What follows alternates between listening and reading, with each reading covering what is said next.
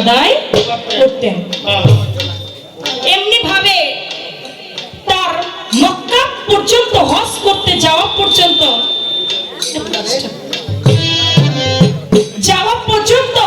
তার 12 বছর সময় লেগেছে। সেই ব্যক্তিটা কে? সে ছিল কে? ইব্রাহিম আহদাম। কে ছিল? ইব্রাহিম আহদাম। তিনি বলেছে 12 বছর সময় লেগেছে, না, তার সময় লেগেছিল মক্কা যাওয়া পর্যন্ত 14 বছর। 14 বছর সময় লেগেছিল। তিনি ছিল আল্লাহর একজন ওলি। এই প্রশ্নটা আমি করব তাকে, কিন্তু তিনি তো তার মাথা দিয়ে করে না, করছে আবার আর এক মাথা দিয়ে। যদি গালিব দেওয়ানের মাথা দিয়ে করতো, তাইলে আবার আমি যে প্রশ্ন তারে করবো, এই প্রশ্ন আমারে করতো। সে কে ছিল? যার নাম ছিল ইব্রাহিম আহদাম। 14 বছর সময় লেগেছিল হজ করতে যাইতে। 2 কদম পা বাড়াইতো, 2 রাকাত করে নামাজ আদায় করতো। আরেকটা প্রশ্ন আছে, জীবনের একবার হলো যে নামাজটি পড়তে হবে, এই জবাবটা পরে দিই। আগে আমি একটা প্রশ্ন করেছিলাম, ওইটা আমাকে রিপিট করছে। আমি বলেছিলাম আমার দয়াল নবীর কাছে জিবরাইল আলাইহিস সালাম আসলেন আল্লাহর তরফ থেকে একটা ওহী নিয়ে। ওই ওহীটা আবার হযরত আলীকে মোহাব্বত করে ওই আয়াতটা আবার উঠায় নিলেন। আমি বলেছিলাম সেই আয়াতটা কোন সূরা? উঠায় নেবার কারণটা ছিল কি? বাজান, আমার হযরত আলীকে যারা ভালোবাসে না, যারা পাক পাঞ্জাতনকে ভালোবাসে না, তারা যদি পাহাড় সমান ইবাদত করে, ওই ইবাদত আল্লাহর দরবারে কবুল হবে।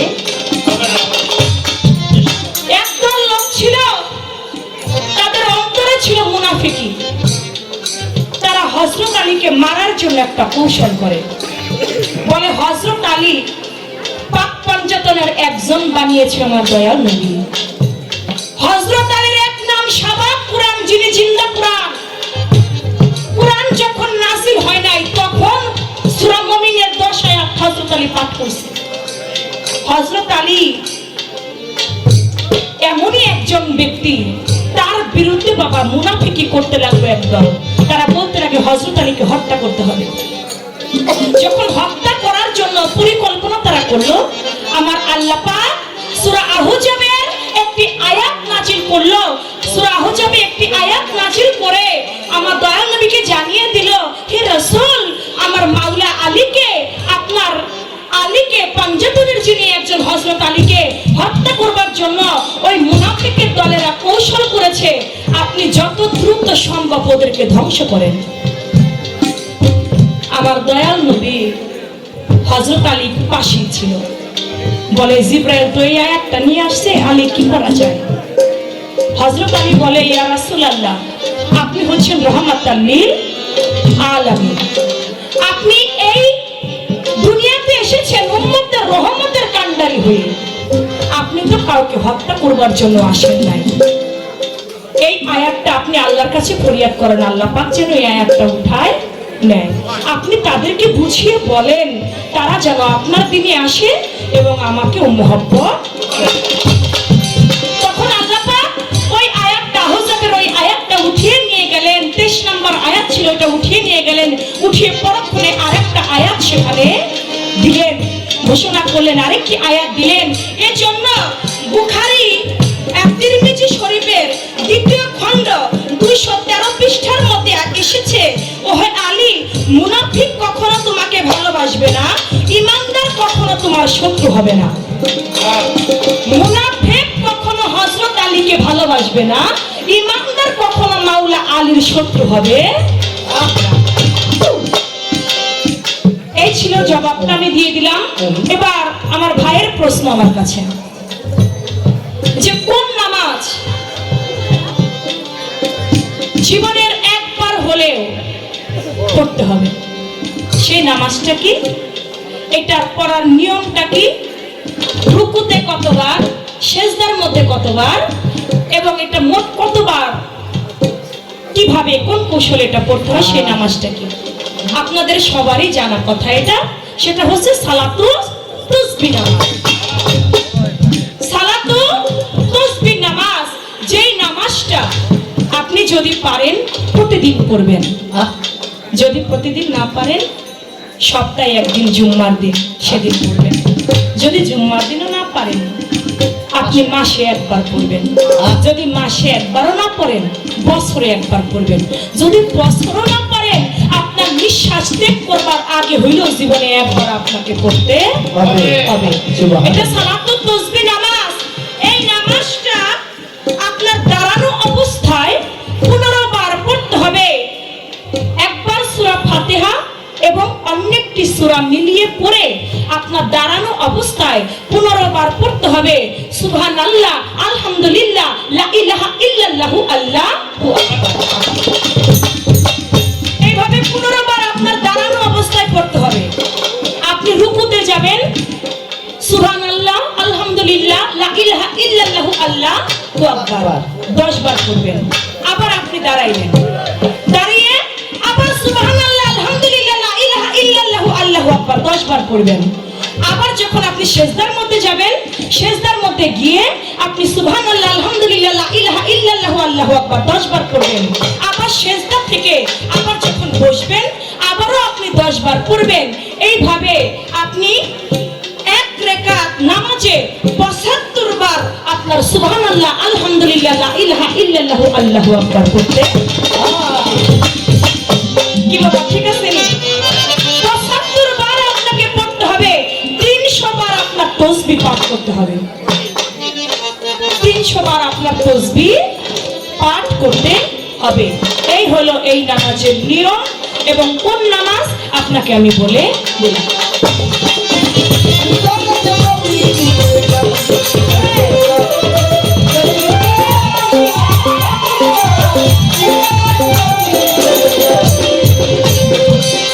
আজরাইলে সে পান্থা নেবে, ফকির ভাই হারালি বাতিশে, দিয়া কথা নিতে হারালি কিসেরে হারালি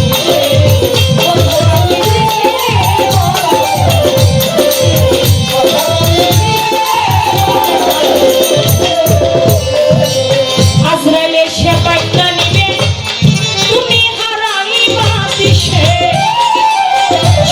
দিয়া কথা নিবে বল হারাবি কিসেরে, বল হারাবি কিসে।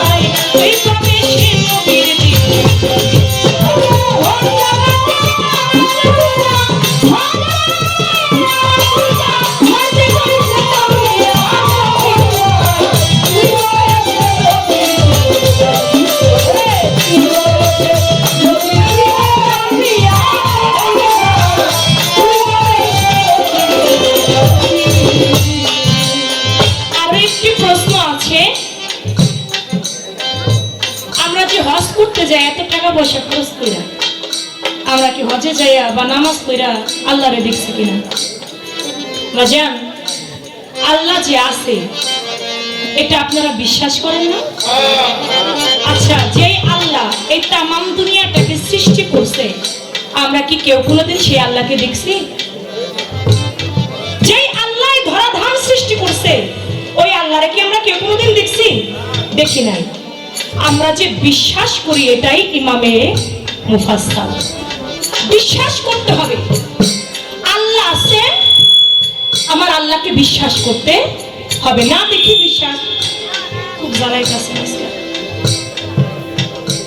এত সুন্দর সাউন্ড আপনার তুলনা করার মতো না, কিন্তু আজকে জানি কেমন করে। আল্লাহ আছে, আল্লাহকে না দেখে বিশ্বাস করতে হবে। আল্লাহর রাসূল ছিলেন, তাকে আমরা কেউ দেখি নাই, কিন্তু আগে যারা ছিল 1400-1500 বছর আগে যারা ছিল তারা তো দেখছে, কিন্তু তিনি ছিলেন, এটা আমরা দেখি নাই, আমাদের বিশ্বাস করতে হবে। আল্লাহর ফেরেশতা আছে, আল্লাহর ফেরেশতা আছে, এই ফেরেশতার প্রতিও বিশ্বাস রাখতে হবে। এই দুনিয়াটা একদিন কিয়ামত হয়ে যাবে, এটার প্রতিও বিশ্বাস রাখতে হবে। আমরা একদিন মৃত্যুবরণ করব বাবা, এটাও বিশ্বাস করতে হবে। এর নামই হচ্ছে ঈমান, আর এর নামে হচ্ছে ঈমানে মুফাসসাল। এটাকে আমরা না দেখেই বাবা আমরা বিশ্বাস করি, বিশ্বাস করি বিধায় আল্লাহর সন্তুষ্টির জন্য আমরা নামাজ আদায় করে থাকি, আল্লাহকে না দেখেই আমরা বিশ্বাস করে থাকি, এর নামই হচ্ছে ঈমান। এ পর্যন্ত আপনার কথা ছিল, আমি তার জবাব করলাম। এবার আপনার কাছে আমার একটি প্রশ্ন থাকবে, ছোট্ট করে রাখবো, আমি আপনাকে বেশি কষ্ট দিতে চাই না, কারণ আপনার অনেক ঝামেলা হয়ে যায়, আমি বুঝতে পারছি। আমি আপনাকে আর চাপ দিতে চাই না ভাই, আপনি শুধু বলবেন মারফতের মধ্যে আল্লাহ প্রাপ্ত তিনটি রাস্তা। মারফতের মধ্যে আল্লাহ প্রাপ্ত তিনটি রাস্তা, তিনটি রাস্তার মধ্যে এক একটা রাস্তার মধ্যে 5টা করে মঞ্জিল। আপনি বলবেন আল্লাহ প্রাপ্ত তিনটি রাস্তার নাম কি, এবং এই যে 15টা মঞ্জিল, এই 15টা মঞ্জিলের নাম কি, এক একটা মঞ্জিলের মধ্যে এক একটা কর্ম করতে হয়, কোন মঞ্জিলের কোন সাধনা করতে হয়। এই একটা কথাই থাক, আর কোনো কথা দরকার।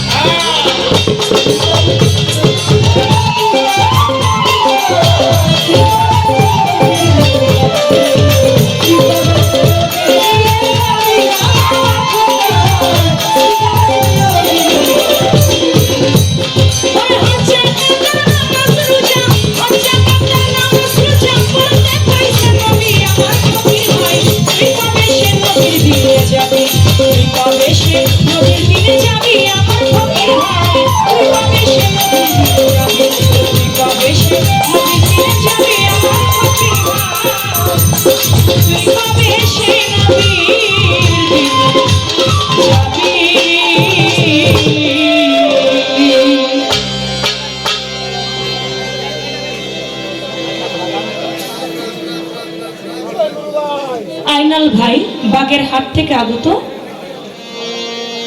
আমাকে একটা ভান্ডারি গান গাইতে বলছেন, তো গানটি গাইবো। আগে আমার পালানো যাই, শব্দ নষ্ট করা যায় না, পালাটাকে ঠিক রেখে তারপরে ভান্ডারি গানটি করে আমি বসি, কি বলেন আপনারা? তবে আরেকটা গান আমি আমার মতে রাখি, তারপরে ভান্ডারি গানটি করে আমি বসবো। ধন্যবাদ। তারপরের আসর থেকে আমার গালিব ভাই থেকে একটি পালা, একটি বিচ্ছেদ গান চলবে।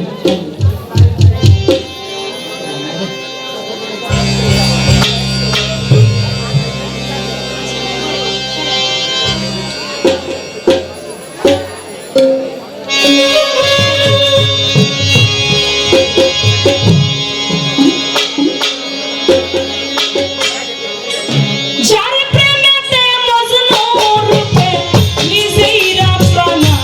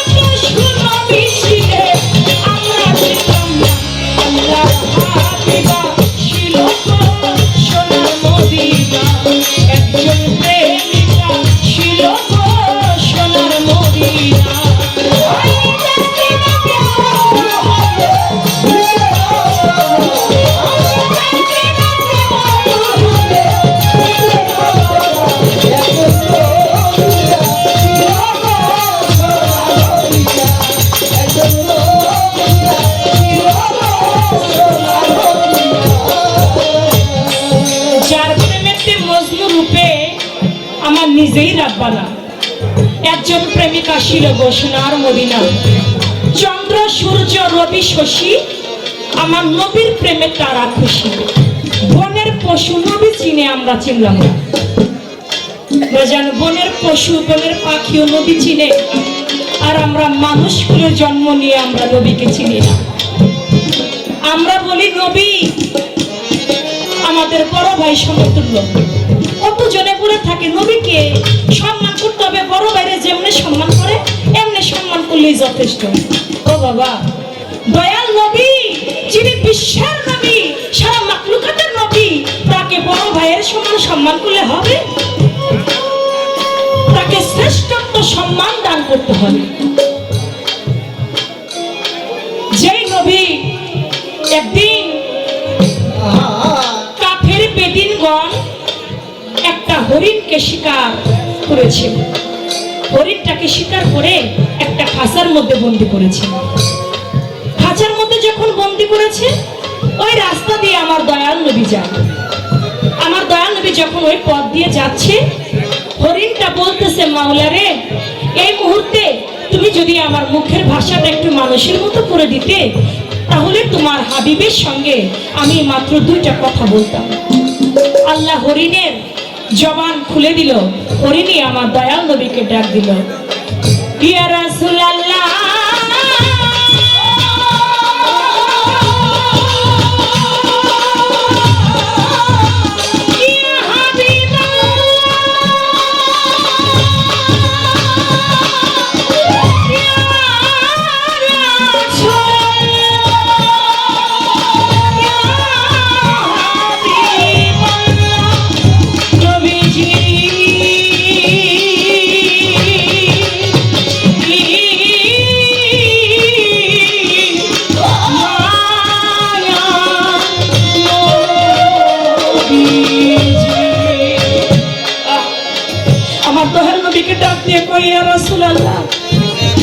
আপনি একটু আমার সামনে আসবেন।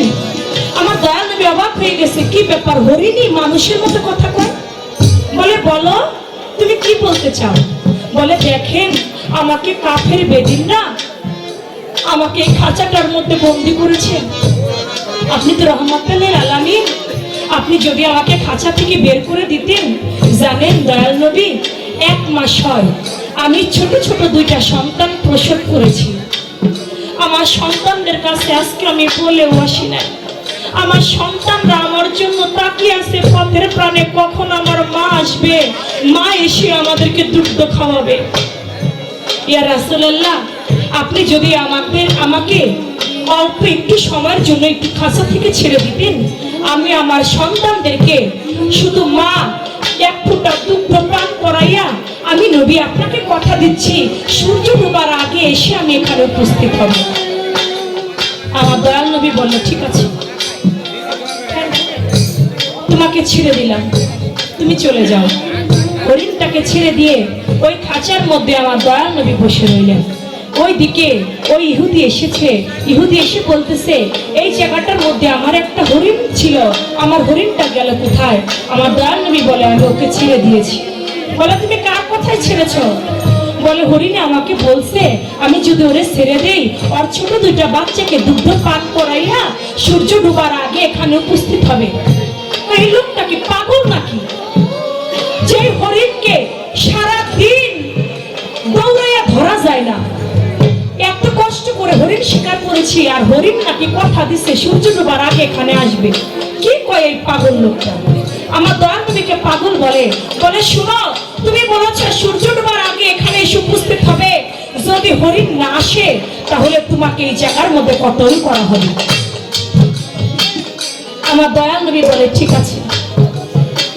এদিকে হরিণী যাইয়া সন্তানদের কাছে বলে, সন্তানের নারে আয়া আয়া আমার কাছে, তোদের মাকে যে চিরদিনের জন্য বন্দি করেছে ইহুদি খ্রিস্টানে, আর পাবি না এই ধরাতে দেখতে তোদের মায়ের আই বুকে আই বাঁচা ধন শেষবারের মতো দুগ্ধ পান করে পুরা মনের সুর।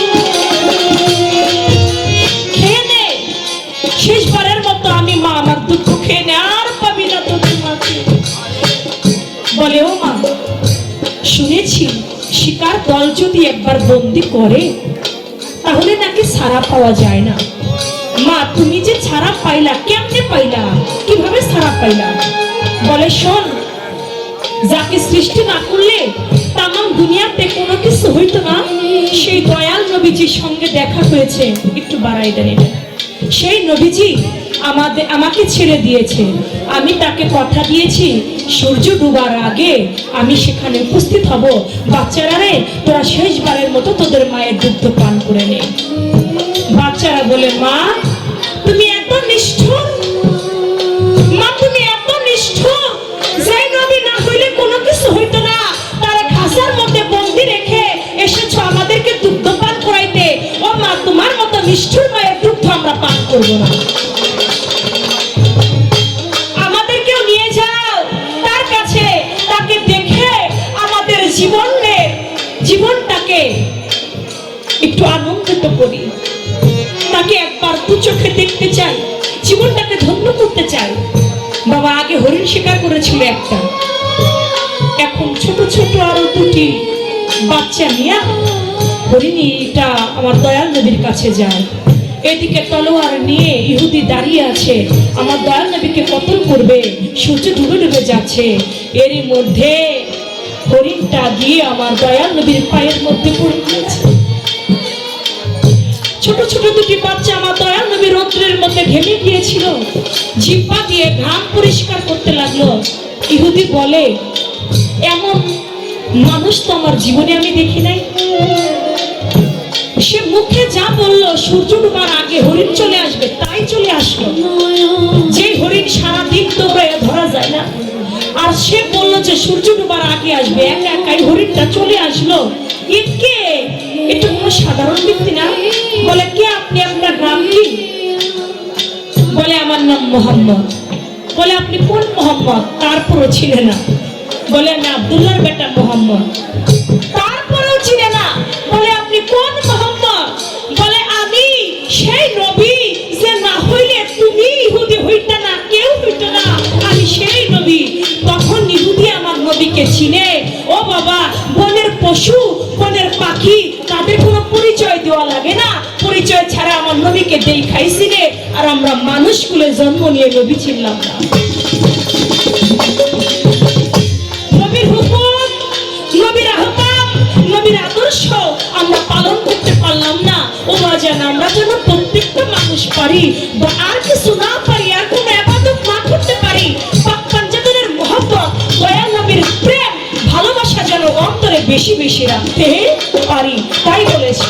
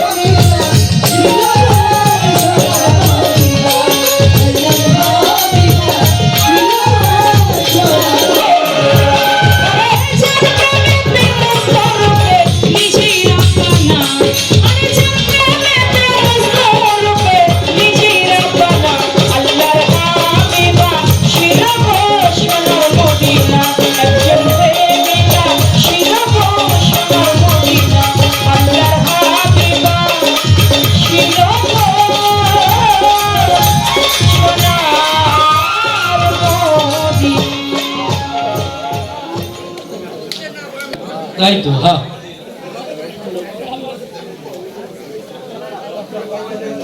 এক লোকে রাস্তা দিয়া যা কয় তোর মাথায় কিরে কয় পান কয় কাইটা দিলাম তোর কান আর একদিন ওই লোকে যেই লোকে কইছে করে আমারে শরম দিল তাহলে আমি আর কেমনে শরমটা দিই এখন কয় ওই তোর মাথায় কিরে কয় আমরা কয় ঠেলা দিলাম তোর ঢিকি কয় মিললো না তো কয় তো কুবাইলাম তো অবস্থা রয়েছে এইটা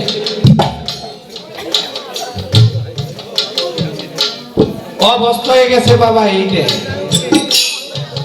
আমি পরবর্তীর নাম পিছে খাই না এই কথা জানি আর কোনোদিন শুনি না আপনার মুখে আমার ওই বাচ্চা সিলমোহর আছে ইন্ডিয়ার বর্ডার থেকে যেদিন ইন্ডিয়ান গরু আনে আর পাশার মধ্যে একটা সিল মাইরা দেয় ইন্ডিয়ান গরু আমি পরবর্তীর নাম পিছে খামোকে তাই তো হ্যাঁ আমি যদি পরবর্তীর নাম পিছে খাই তাহলে আপনি আপনার বাপের নাম পিছে খান হ্যাঁ হ্যাঁ আপনি চান মিয়া 35 সালের নাম পিছে খান আপনি আপনার বাপের নাম পিছে খান আরে মিয়া পাল্লা আপনার এই ভাঙ্গা ট্যান্ডেস্টারটা থুইয়ায়েন পাল্লা দিবার লিগে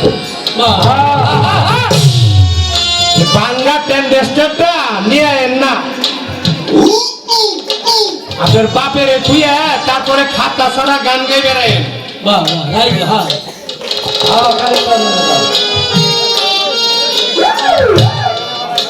এক লোক কবিয়াল গান দিছে কবিয়াল গান দিছে তো কবিয়াল গান গাইতে গাইতে গাইতে গাইতে ভুলে গেছে তোয়ারি পত্রের দিকে তাকাইয়া খালি কয় লঙ্কাপুরি জয় করলো তার নাম কি আবার চোখ মুখ ঘোরা কবিয়াল গেছে ভুইলে কয় লঙ্কাপুরি জয় করলো তার নাম কি খালি সাথে কবিয়াল কবিয়াল তো গেছে ভুইলে তাই তো হ্যাঁ তো হারি পত্রের দিকে তাকায় খালি সাথে আর কয় এক দু হারি বুঝা গেছে আমার কবিয়াল তো কথা ভুলে গেছে আরে তাই তো কয় লঙ্কাপুরি জয় 10 হান নিচে থেকে কয় 10 হানি 6 হানি ভাগ আমরা জানি কি কি হ্যাঁ কবিয়াল উপরে থেকে কয় আজ থেকে ভাগ দিমু সমানে সমান আহা লঙ্কা নিচে থেকে কয় লঙ্কাপুরি জয় করলো বীর হনুমান আহা এই চন্দ্রাশকরের হ্যান্স পার্টিরে আপনি কি টাকা পয়সা কম দেয়নি তাই তো আমার তো একটা কথা আসলো শিশি কোন ধাতু দ্বারা ওই সময় সৃষ্টি হলো শিশি তো আসলো না বাহ বাহ ওই কথা পাইছে ওই কথা উল্টে কয় ময়ূরের কাকের পাখায় ময়ূরের পাক লাগাইলে ময়ূর হয় না ময়ূর হয় না এই কথা কইবেন আপনি বাবলি সরকারে যায় বাহ বাহ মায়া মানুষের আল্লাহ একটা দূর দেয় নাই অবৈল গলার মধ্যে এই জায়গায় পুরুষ মানুষের একটা ঘন্টা আছে মায়া মানুষের দেয় না এই কথা আমারে কোনকে এই কথা কইবেন বাবলি সরকারে যায় তাই তাই আমি পরবর্তীর নাম বেচা গায়ে ভালোই তো আপনি খান আপনার বাপের দাবেছে আপনি আমার লগে পাল্লা যদি দিবে রাখেন আপনার এই বাঙ্গা ট্যান্ডেস্টারটা হ্যাঁ বুই রয়ে গেলে তো মানুষ বুঝলি ওইসি বুইরা পরি ঘুইরে এই বাঙ্গা ট্যান্ডেস্টারটা আর এই দলিল পত্র থুই আয়েন দেখুননি কত ঘষা বাজা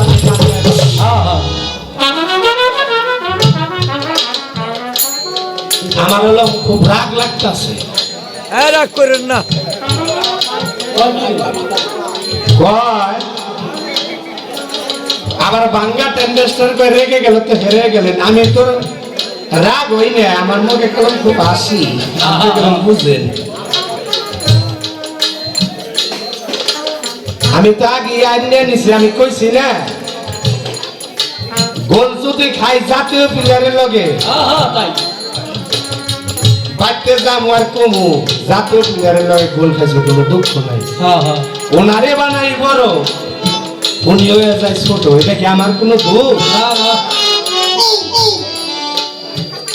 কয় পরের বয়েতির বাপ ধরবার চান কে? পাবলিকে জিজ্ঞাসা করেন, আংশিক কিছু পাইনি পাবলিকে, পরশের কিছু যদি গালিদের ভিতরে থাইকে থাকে ওই চোখ আপনার হয় নাই। তাই তাই হ্যাঁ আর আমি আপনার মতো উল্টা পাল্টা কথাকে চলাফেরা করি না, আমি ওই বন্ধ ভুগিন না। আপনি যায় দেখেন গা, আপনার মা হালকা একটা কেতা, চিকন একটা কেতা গাই দিয়ে বাড়িতে ঘুমায় রয়েছে। আমি এন থেকে কয়ে দিলাম, যায় দেখেন মিলেনি, পাতা রঙের একটা কেতা। বাহ বাহ কয় কই মাস?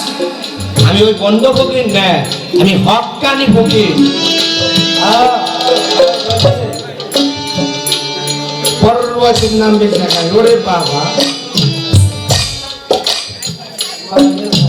যদি আপনি আপনার বাপের নাম বেশি খান তাইলে আমি পরবর্তীর নাম বেশি খাই। আহারে তাই তো আর যদি লাগবে রাখেন পালা তাইলে এটি ছুঁয়ায় ফরেন মাস্টার না, পরে আমার ভালো লাগে। ও হলো মানিক টাউনের ছাত্র, কিন্তু বন্ধু ছোট বড় হয়, বয়সে হয় না। আহারে তাই বন্ধু বন্ধুই, ওই হলাম আমার বন্ধু, ওরে ভালোবাসি। আমি যখন পরের বয়সের কাছে যাওয়া আসা করি তখন এই ছেলেটাও যাওয়া আসা করে, পরে রাখলে মনে হয় কি পরের বয়সের একটা অঙ্গ আমার লগে রয়েছে। আহারে তাই তাই হ্যাঁ হ্যাঁ হ্যাঁ আপনি গন ফরেন মাস্টার, ওই দলিল পত্র তুইয়া গান গাইবে নাই, কোনারা মন্দিরের নাম কম কয় লাহুর, নাসুর, মুলকুত, জবরুত, হাহুর, তমজিরুত, মমজিরুত, সাতরা, ভক্তি, বিশ্বাস, প্রেম, আজিজি, মিনতি, সবুরি, ধ্যান, এই জন্য 8টা, হলাম 7টা, 15টা।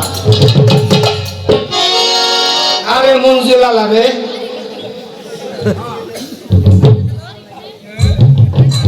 ওনার ওই শিশির খবর নাই, আর আমি যাই না নেন। ওটা কি পাত্রের ভিতরে আসলো? সাজদাতুল মুনতাহার গাছ, এক একটা পাতার ভিতরে 70,000 করে এক এক ফেরেশতা থাকে। হাতি পাতার মতো তার কান, হ্যাঁ হ্যাঁ ওখান থেকে ফেরেশতার মাধ্যমে একটা পাতাই না দিছিল, ওই পাতাটার মধ্যে মুড়াইয়া মাটির ভিতরে রাখছিল। উঠাইয়া দেখে আল্লাহর কুদরতে শীষ পয়গম্বর একটা শিশি নিয়ে এই রূপ ধুয়া ধুয়া পানি খানগা 1.5 ইঞ্চি মেকআপ কইরা পরের বয়সের পুলারে কম নাম বেচা খায় না। এই যে নাটা যে কইলাম পরের বয়সে শেষ বছরে কি এমন না শব্দ করছে না? হ্যাঁ হ্যাঁ এই দেশে পর এই দেশে মন্ত্রী গেলে মন্ত্রী আইব, সরকার গেলে সরকার আইব, এমপি গেলে এমপি আইব। আমি পরের বয়তে গেলে পরশা হম না, কথা ঠিক আছে পরের বয়তে, কিন্তু মানুষের কায়া বদলা, কথাটা মনে রাখবেন। আপনি শরীয়তের আলেম, আপনি বুঝেন কি? মারিওয়াদের সম্বন্ধে বুঝেন কি আপনি?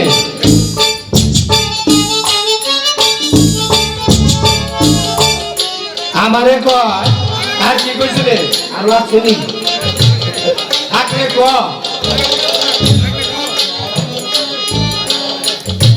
যদি থাকে ক লেখা নিয়ে যান।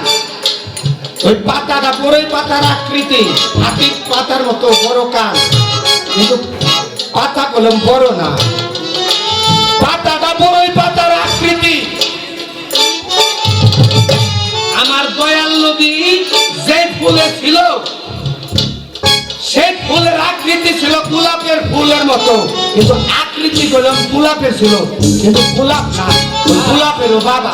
তাই তো হ্যাঁ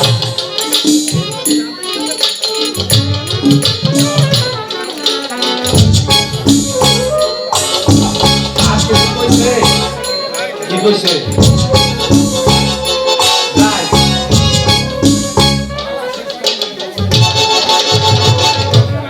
পালা শেষ কারে কর ওনার লগে তো আবারও পড়বো, আজকে না করে আবার 10 বছর পরে পড়া পারে, হ্যাঁ হ্যাঁ আবার 10 দিন পরে পড়া পারে। হ্যাঁ হ্যাঁ পালা আজকের মতো শেষ হলে হইছে, না হইলে না হইছে, আমার কোনো সমস্যা নাই। পালা শেষ হলে পালা চলবো, জীবনের পালা কখনই শেষ হয় না ভাই। যতক্ষণ গাছের প্রাণে প্রাণ আছে।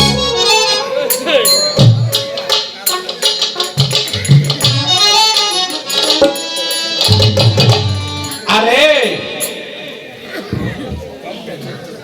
আমি আল্লাহরে ঠিকই দিই, আপনি দেখবেন না। কে দেখবে না জানেন? সকল বান্ধা। আরে তাই তো আমি আল্লাহরে কেমনে দিই জানেন? আমার একটা সাধনা আছে, এই কর্ম যদি আমি করি তাহলে আমার আল্লাহ আমার স্বয়ং সামনে খাড়া থাকে। কি সাধন? দমের সাধন।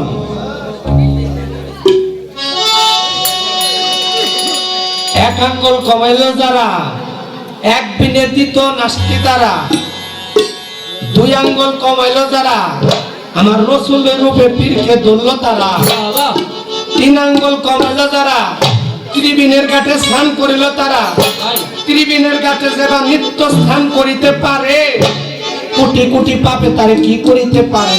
আরে 4 আঙ্গুল কমাইল যারা, আমার রসুলের চাইতরকে ধরল তারা, শরীয়ত মারিফত হাকিকত হিন্দু মতে সাধক সিদ্ধি।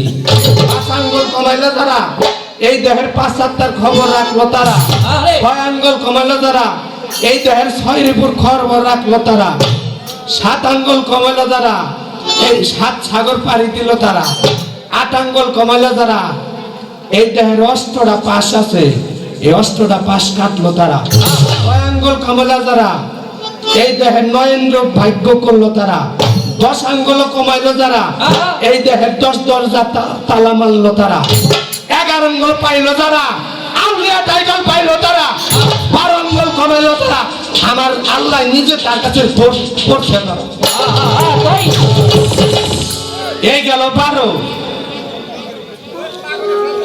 এই দমের সাধনার একটা আছে, শিখে নিয়ে যান, যদি না জানেন ওই ইউটিউব থেকে বাই করে নেন। তাই তাই 1 আঙ্গুল কমাইতে পারলে সদানন্দ বাড়ে, 2 আঙ্গুল কমাইতে পারলে নিরানন্দ যায় দূরে, আহা 3 আঙ্গুল কমাইতে পারলে 3 আঙ্গুল কমাইতে পারলে তেতাব জ্বালা থাকে না, 4 আঙ্গুল কমাইতে পারলে 4 চন্দ্রের খবর পায়, 5 আঙ্গুল কমাইতে পারলে 5 7টা জয়, 6 আঙ্গুল কমাইতে পারলে 6 রিপু হয়, 7 আঙ্গুল কমাইতে পারলে 7 সাগর দেয় পারি, 8 আঙ্গুল কমাইতে পারলে জয় হয় 8। 9 আঙ্গুল কমাইতে পারলে পরে 9 গুণে ভক্তি বিদ্যা স্থিতি, 10 আঙ্গুল কমাইতে পারলে পরে 10 দরজায় চাবি, এই 10 দরজা বন্ধ হলে তো বিদ্যুৎ ছবি। 11 আঙ্গুল দমতে কমে এলো, ইচ্ছা করলে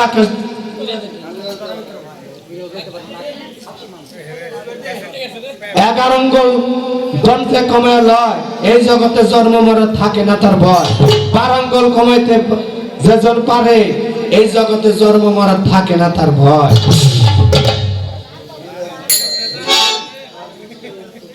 আপনি বুঝছেন নি? বলছেন না উত্তর দেন, উত্তরের বাপ দিয়ে দিলাম। বাবা বুঝছেন নি? আগে এইটা কর, কি বুঝছেন? হ্যাঁ আচ্ছা, 1 আঙ্গুল কমাইতে পারলে সদানন্দ বাড়ে, সদানন্দের অর্থ কি?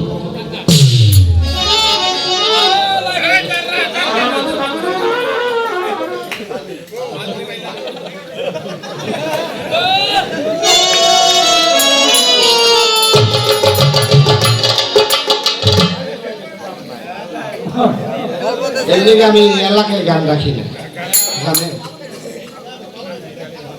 আপনার কাছে দেশ পাড়ে দিতে হবে।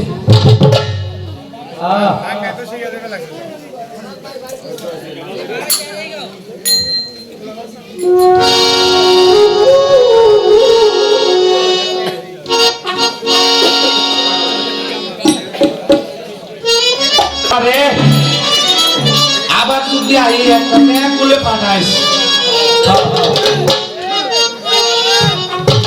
স্কুলে পাঠাইস না।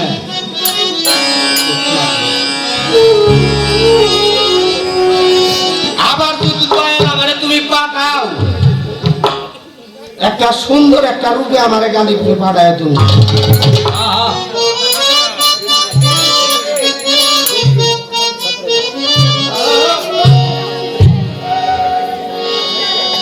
সুন্দরের পূজারী হয়েন না কখনো, যাহার বদন দেখা মাত্র মনে জাগে আনন্দ, তারে বুকে নিয়ে ভাবি এই তো স্বয়ং গোবিন্দ।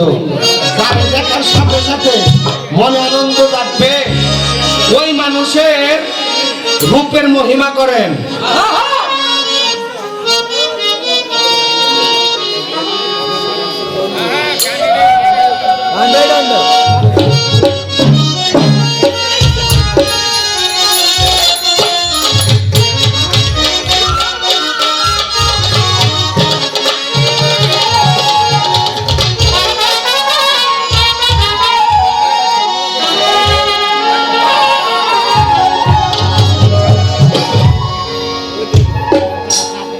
যার সাথে নাই প্রেম প্রীতি, যার সাথে নাই, যার সাথে নাই প্রেম প্রীতি, তার পূজয় কি মধুর।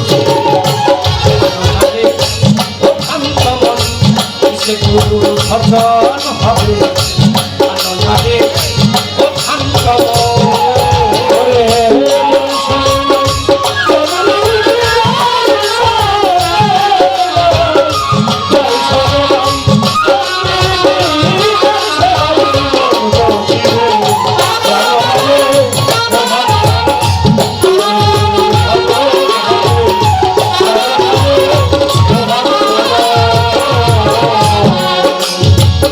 যাহার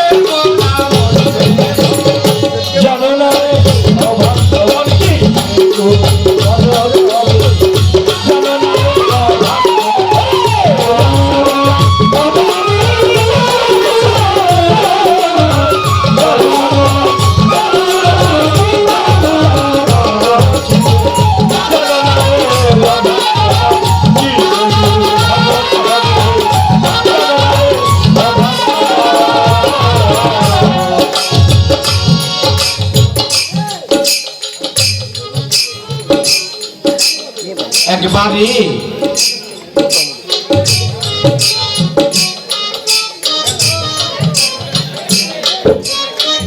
এক বাবা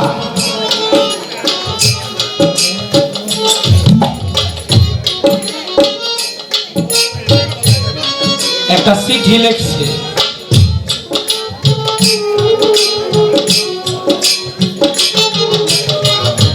আমি যদি মইরা যাই আমার এই সম্পদ আরে এক ছেলে পাই, কিন্তু ছেলে হইল তোমার 4টে। প্রত্যেকটা মানুষের মৃত্যুর স্বাদ গ্রহণ করতে হবে, আরে অন্যের নফসে যাইতে পেল মত।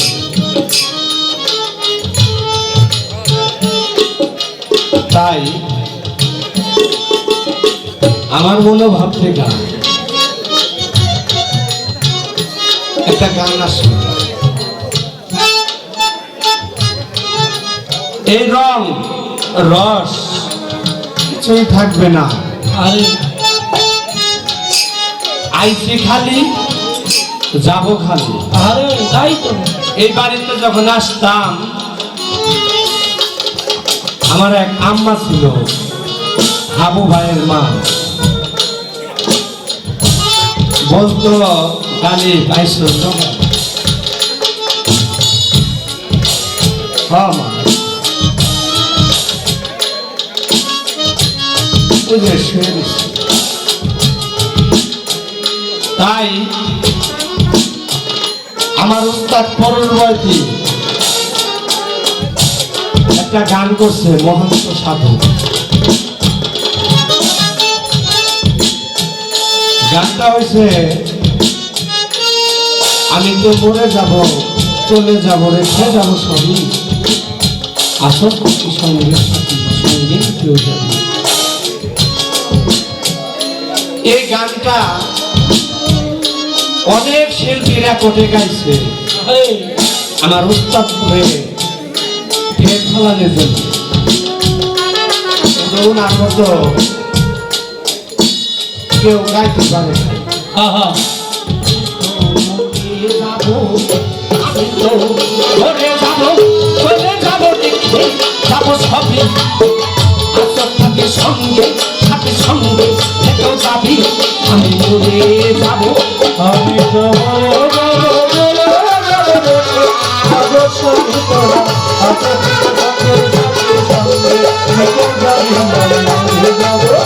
আমি তো মরে যাব,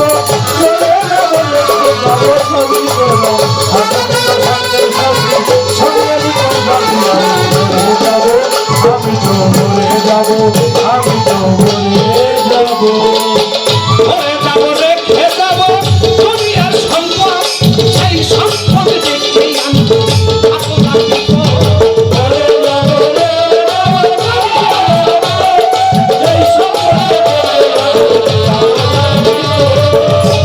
যাবো, রেখে যাবো দুনিয়ার সম্পদ, সেই সম্পদ দেখে আনবো আপনার আগের জন্য মন মালিন্য হবে শূন্যতা, আগের জন্য করে আমরা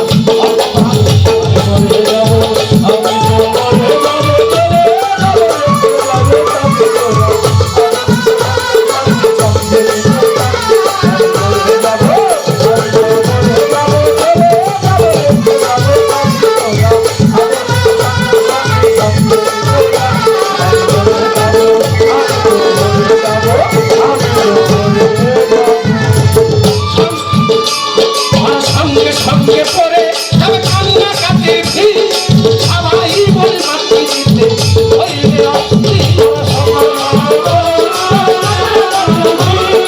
সঙ্গে সঙ্গে পড়ে তবে কান্না কাটে ভিড়, সবাই বলে মাটি হইলে অস্থির,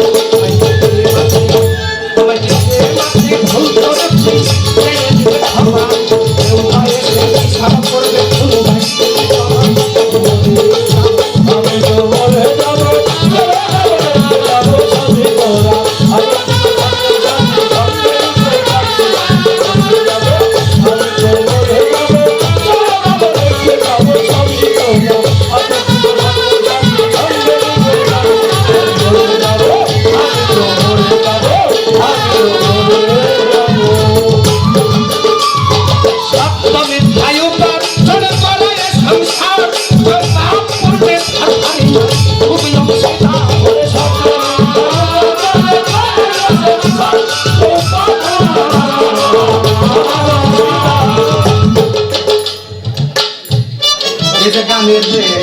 স্টাইল এই যে থাকি মাপকাঠি ধরে রেকর্ড করে নিয়ে যায়।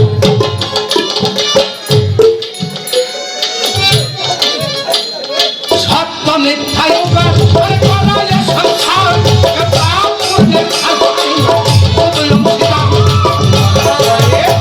আমি মরার পরে দিনকে মরি আমার হবে সারা হবে আমার হবে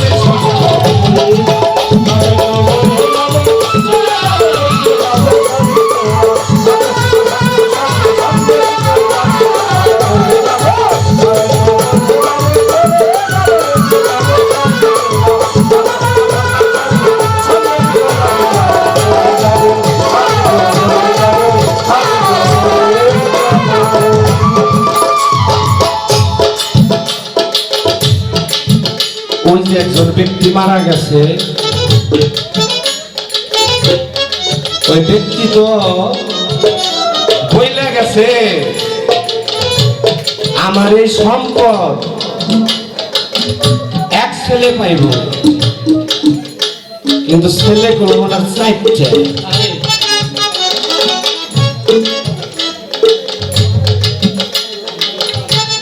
ছোট ছেলে কয় আমার বাপে আমার বেশি আদর করতো, এই সম্পদের মালিক আমি।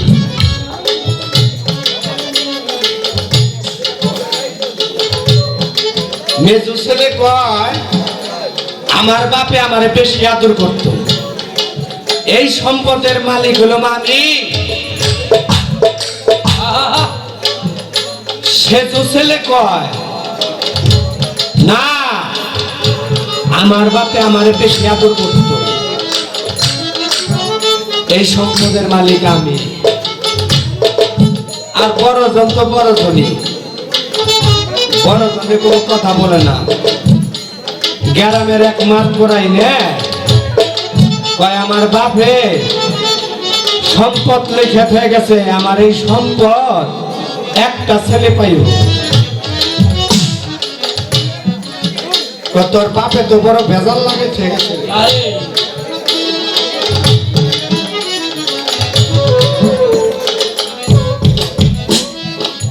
আর কি করুন যায়,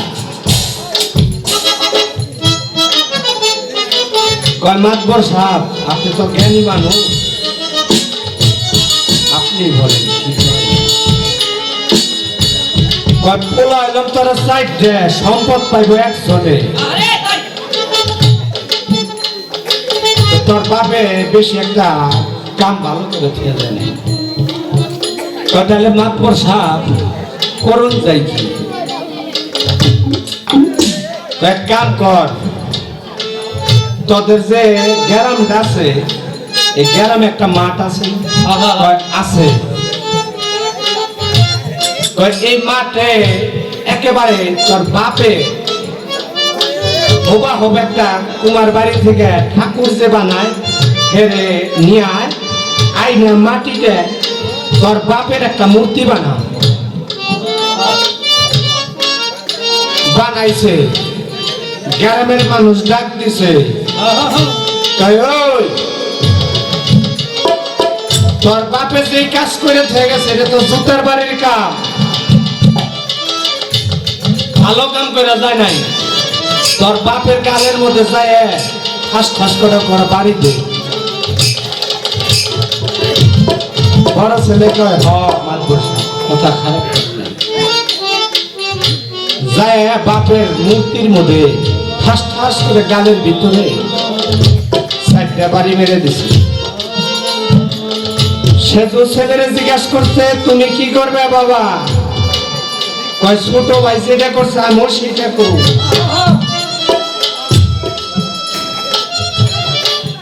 উনিও যায় চারটা বাড়িটা দিছে, মাত্র সকালে দেখতে আছে সম্পদ কেরা পাইব।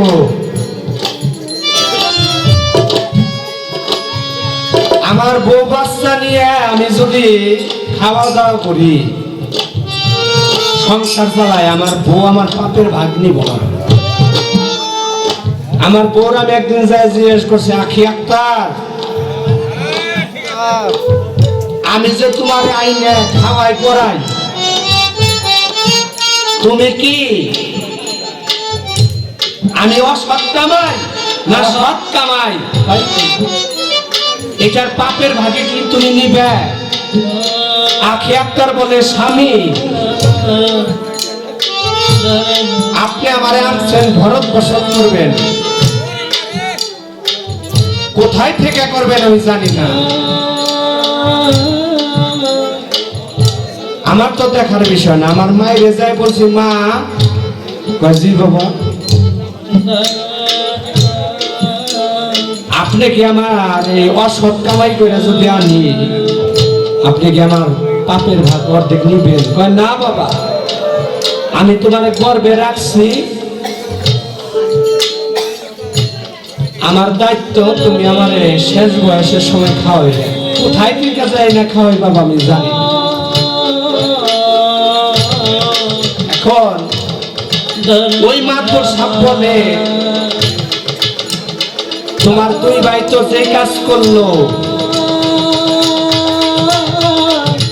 তুমি কি করবা? ছোট দুই ভাই যে কাজ করছে আমিও তো সেই কাজ করব। ঠাস ঠাস করে সাইডে মূর্তির ভিতরে বাড়ি মেরে বসে।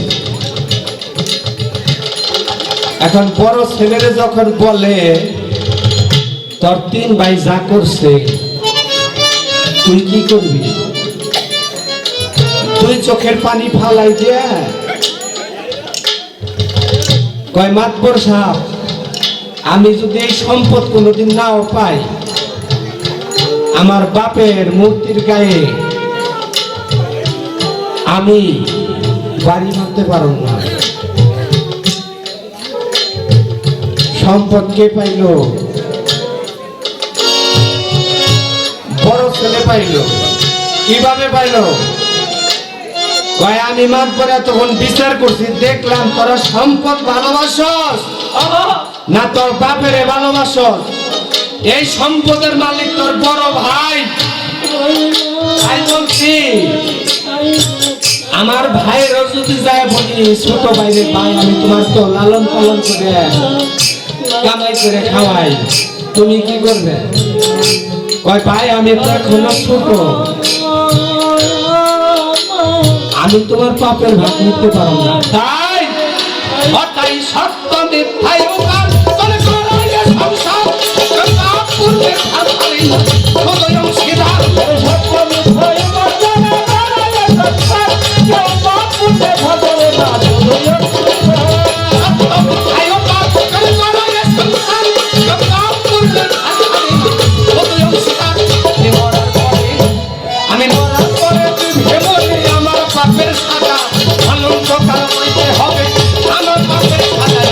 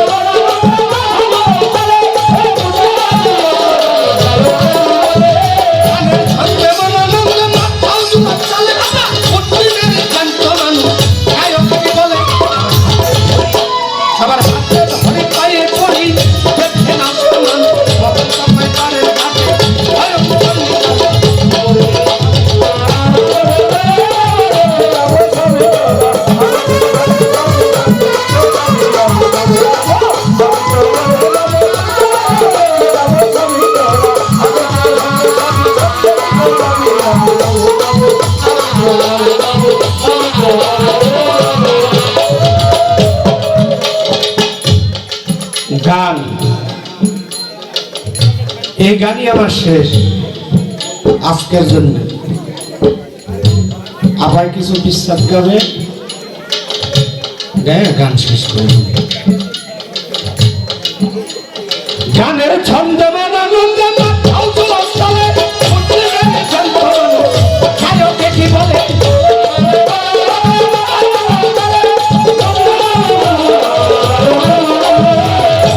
ধরি আবার হাতে ধরে